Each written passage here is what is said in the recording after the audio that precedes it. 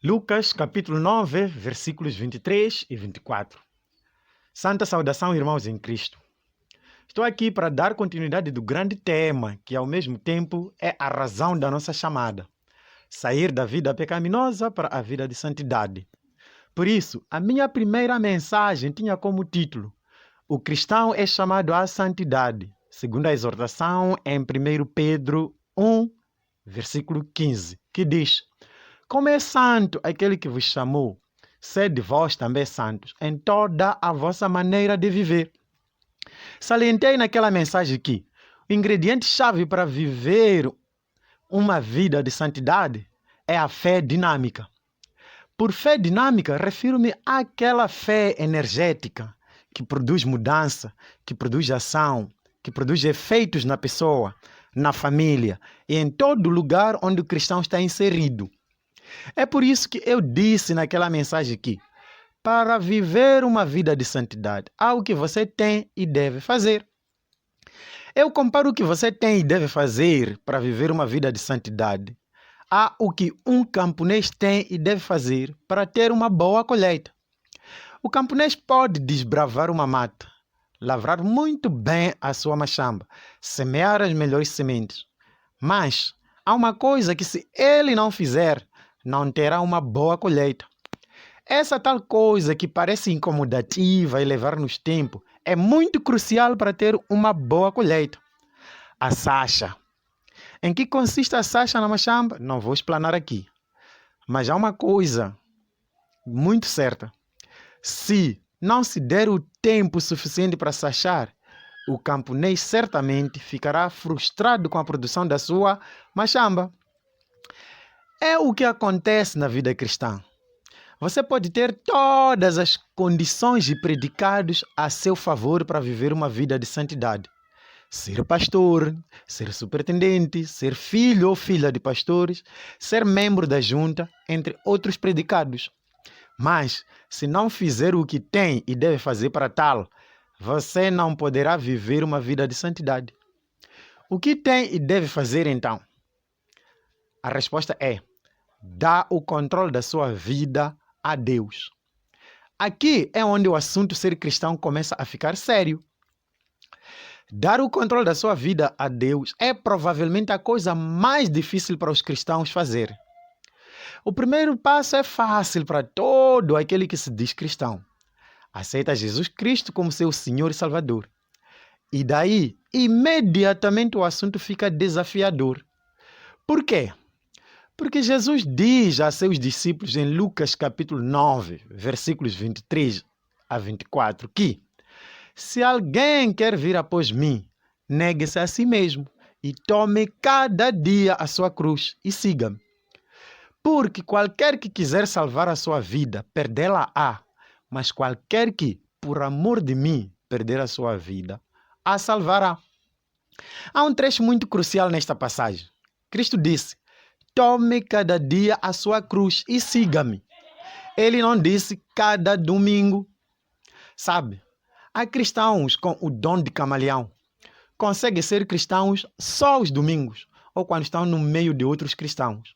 Mas quando estão num ambiente secular, são perfeitamente seculares em todos os aspectos. Mas, segundo mostra a passagem em 1 Pedro, capítulo 1, versículo 15, o cristão tem e deve ser cristão 24 horas por dia e 7 dias por semana. Filho de Deus, quando se trata de viver uma vida santa, ou você é quem estará no controle ou é Deus. Se você diz que Deus está no controle, mas você toma decisões que te colocam em situações comprometedoras, então você não deu o controle da sua vida a Deus honestamente. Dar o controle da sua vida a Deus significa confiar nele para aquilo que você sabe ser verdade e certo, mesmo quando você sente uma vontade e desejo de fazer o contrário. Deixe-me compartilhar contigo algo que aconteceu comigo há muitos anos atrás, por aí anos 2000, 2001, antes de eu ir à escola bíblica. Um dia uma senhora apareceu na escola onde eu dava aulas. Ela queria o certificado do filho. Mas, no lugar de se dirigir à secretaria, aconteceu que veio ter comigo e disse: meu filho, me ajude. Quero o certificado do meu filho. hei de dar um refresco. Por um refresco, ela estava a referir a um certo valor em dinheiro. É uma linguagem que se usa na arena de corrupção. Fiquei meio perplexo. Será que ela quer comprar um certificado falso para o filho? Perguntei se o filho tinha feito nível. Ela disse que sim. Perguntei o que lhe teriam dito na secretaria a ponto de usar suborno para ter o certificado do filho que fez a classe. Ela disse que não tinha ido à secretaria. Quis saber o porquê. É quando ela disse: meu filho, você sabe que hoje em dia, se você não tem costas quentes, não consegue nada. E ela rogou para que eu lhe facultasse e repisou o fator dar refresco. Eu disse a ela que não havia necessidade dela usar suborno para ter o certificado. Apenas era só chegar à secretaria. Fui com ela para lá, lhe mostrei o que ela tinha que fazer, até escrever o requerimento para ela. Pagou o valor correspondente na secretaria e lhe disseram quando deveria voltar para levantar o certificado do filho. E eu disse a ela: já viu, mãe? Querias entregar dinheiro por algo que é seu por direito. E ela voltou a dizer que é que hoje em dia, se você não tem padrinho, suas coisas não andam. Veja isso. A corrupção está tão enraizada na sociedade de tal maneira que as pessoas já não acreditam que é possível ter algo usando caminhos legais. Logo, a porta de entrada é suborno. Meu irmão em Cristo, quero te lembrar algo.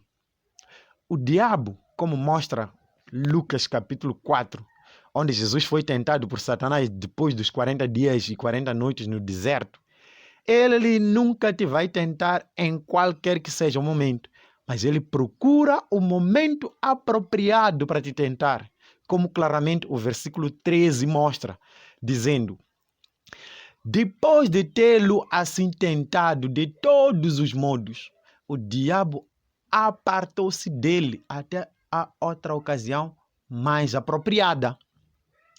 Isso é o que o diabo fez comigo naquele dia desta senhora do certificado, prometendo dar um valor. Todos sabemos que o setor de educação, pelo menos aqui em Gaza, não tem um dia fixo para pagar salários aos seus funcionários. E nós já estávamos naquela semana em que o salário já estava a atrasar.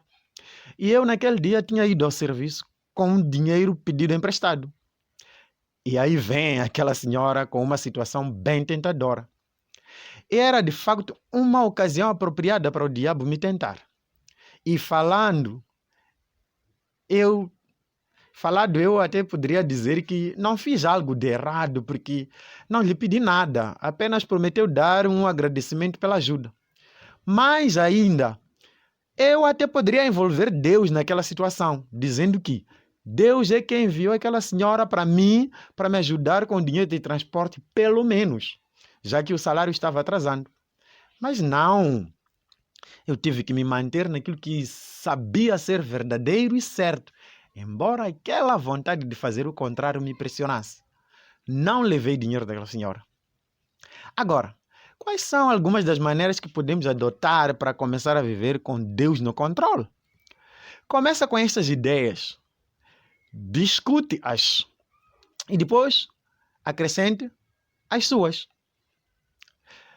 Na primeira série, intitulada O Cristão é Chamado à Santidade, dei a primeira ideia. Eu disse que deverias selecionar um livro da Bíblia e ler um capítulo por dia até acabá-lo. Permitir que Deus te ensine o que significa viver uma vida que é fiel a Ele diariamente. Perguntar-se a si mesmo: o que é que este capítulo me ensina? Como posso aplicar e viver isto na minha vida diária? E como é que isso pode ser visível em mim? Bom, depois, outras ideias são estas. Ora regularmente e constrói um sólido relacionamento com Deus. Outra ideia. Seja realista e admita as suas tentações e pede ajuda. Também, compartilha os seus desafios com um mentor espiritual, cuja vida dá testemunho público da graça de que Deus que nos chama a um viver santo. Tome um tempo de qualidade com outros irmãos, cujas vidas também dêem testemunho público da graça de Deus que nos chama a um viver santo. memorize e reflita nos versos do 1 Pedro capítulo 1, versículos 15 e 16. Honrar e louvar a Deus com a sua vida. Faça tudo por tudo, mas tudo por tudo mesmo, para salvaguardar a sua santidade. Estas são algumas das maneiras que você pode adotar na sua vida para começar a viver com Deus no controle. A finalizar, deixo esta tarefa. Leia os seguintes versículos. Lucas 11, versículo 28. Leia também 1 João capítulo 2, versículos 3 até 6. E depois vá ler versículo 15 do mesmo livro, do 1 João capítulo 2. Depois de ler estas passagens, reflita profundamente, ore seriamente. Depois tome 10 minutos para refletir e fazer uma introspeção para ver se realmente você entregou o controle da sua vida a Deus. Se concluir que sim, já, então diz o que vai fazer para evitar aquele círculo vicioso de você dar o controle da sua vida a Deus e depois voltar a tomar o controle, dar de volta o controle a Deus e você voltar a tomar para si. Não. Deus tem que ficar no controle da sua vida para sempre, se bem que você quer viver uma vida de santidade. Amém. E Deus te abençoe.